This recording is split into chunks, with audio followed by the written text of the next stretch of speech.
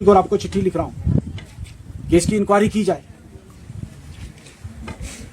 बाकी जो आपकी एक रोड का डिमांड है, मैं कोशिश करूंगा कि इस रोड को अगर नाबार्ड में आ सकती है, क्योंकि इसमें कुछ पैसा अपने खर्च दिया है, या मैं स्टेट सेक्टर से, अगर स्टेट सेक्टर से मुझे लगा कि भाई ये रोड कंप्लीट हो सकती है, मैं कोशिश करूंगा कि इस रोड को आपको ऊपर कनेक्ट करके दूंगा। पहले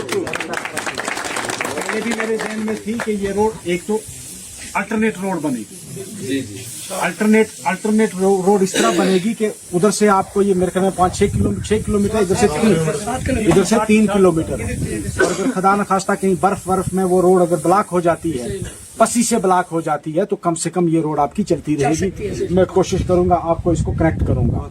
वाइल्ड लाइफ का जो मामला है, मैंने रेंजर साहब को हिदायत दे दी है आपके सामने।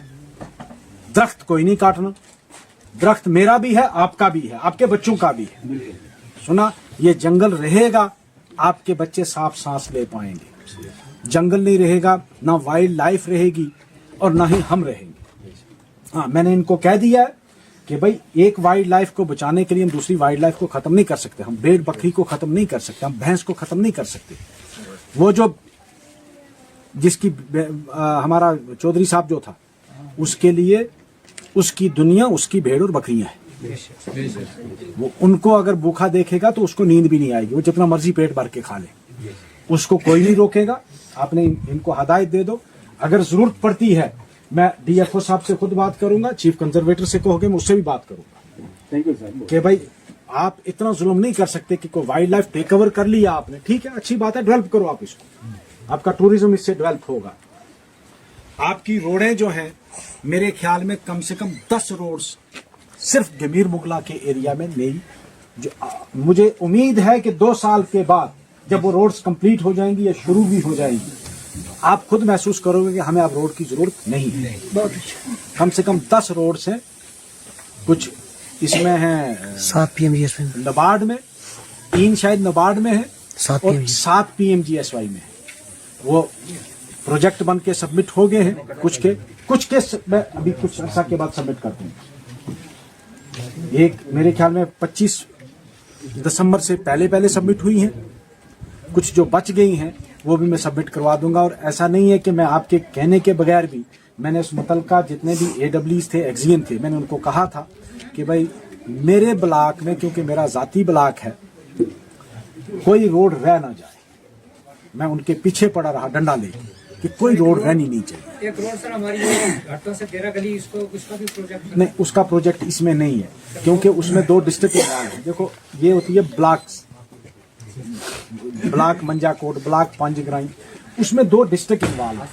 वो मैं उधर से भी जो MLA होगा उससे भी बात करूंगा, फिर हम जॉइंट एक लेटर लिखेंगे। वो अभी मैंने प्रोसेस शुरू नहीं किया है, क्योंकि उसके लिए पुंछ डिस्ट्रिक्ट के भी एरिया कुछ जो है पुंछ डिस्ट्रिक्ट का है, तो मुझे उन MLA से भी टेकअप करना पड़ेगा।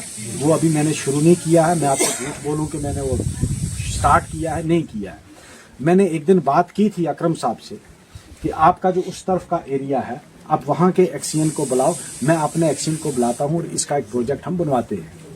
लेकिन उसके बाद अभी कोई उस पर पेशरफ्त हुई नहीं है कि मैं आपको आज झूठ बोलूँ कि मैंने कोई पेशरफ्त की है, उसमें अभी नहीं की है। बहरहाल मैं कोशिश करूंगा कि भाई वो, लेकिन मुझे लगता है कि जब आपका ये टनल बन जाएगा, यहां से आपको टनल तक 10 मिनट भी नहीं लगेंगे।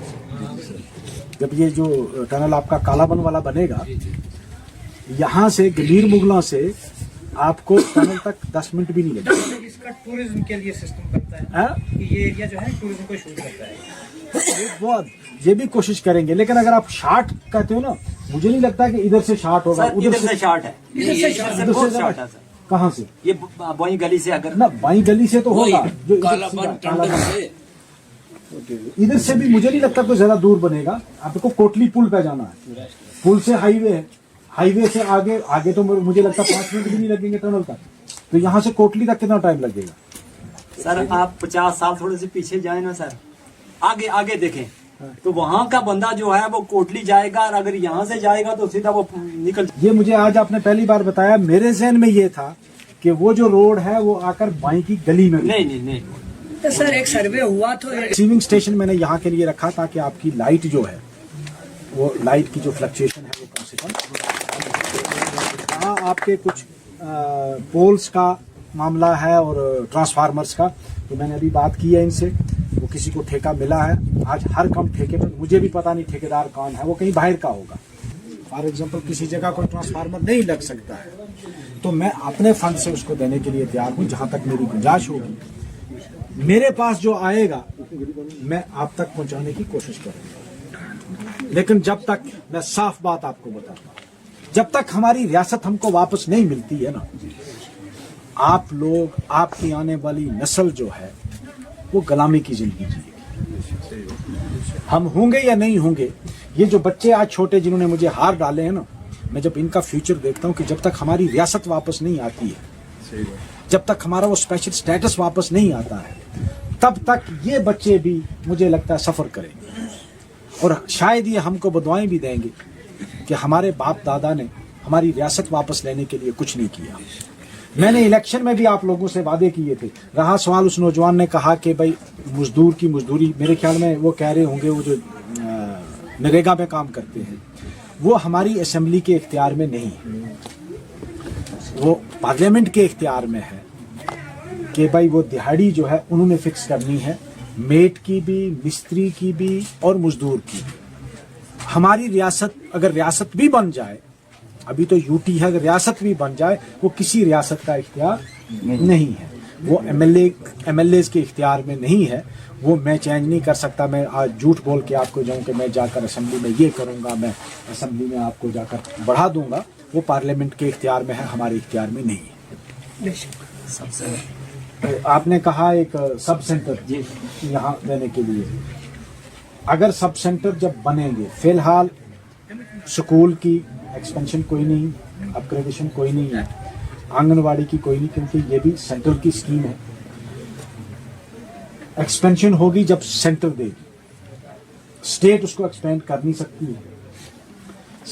स्टेट गवर्नमेंट को नए सेंटर अगर सरकार ने दिए, सेंट्रल गवर्नमेंट ने हमारी सरकार को, तो मैं कोशिश करूंगा कि आपको यहाँ आंगनवाड़ी सेंटर भी और सब सेंटर जो है, फिलहाल स्टेट गवर्नमेंट ने ये फैसला किया है कि जब तक, क्योंकि अभी तक हकीकत यह है कि 40% स्टाफ हमारे पास है स्कूल में भी और हेल्थ में, 60%, यानी अगर 100 डॉक्टर चाहिए तो हमारे पास 40 है, 60 नहीं है। तो उस वजह से स्कूलों को बढ़ाना भी बंद रखा है अभी फिलहाल, जब तक कि नई सिलेक्शन न हो जाए, और हॉस्पिटल का एक्सपेंशन भी बंद किया है कि कोई नया सब सेंटर, कोई नया अस्पताल हम अभी नहीं देंगे। जब वो शुरू करेंगे, क्योंकि जब नई भर्ती हो जाएगी डॉक्टर्स की, टीचर्स की, तो जब बनेंगे तो मैं कोशिश करूंगा जहां जहां आप मुझे जरूरत महसूस होगी या आप बताओगे आप लोग कि हमें यहाँ जरूरत है, मैं वो भी करूंगा।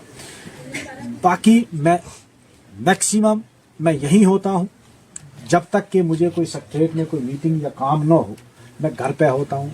आप बेदरे किसी वक्त भी आ जाए, मैंने कभी किसी को मना नहीं किया, और मेरे ख्याल में गेट कभी मेरा बंद हुआ नहीं। हर वक्त रात के 12 बजे भी खुला, लोग रात के, हालांकि कभी कभी मैं, आप जो दिल की बात है सच बतानी चाहिए, कभी कभी मैं सोचता हूँ यार मैं भी एक इंसान हूँ, मशीन है, मशीन को रेस्ट देनी पड़ती है वरना मशीन खराब होती है, इंसान भी एक मशीन है।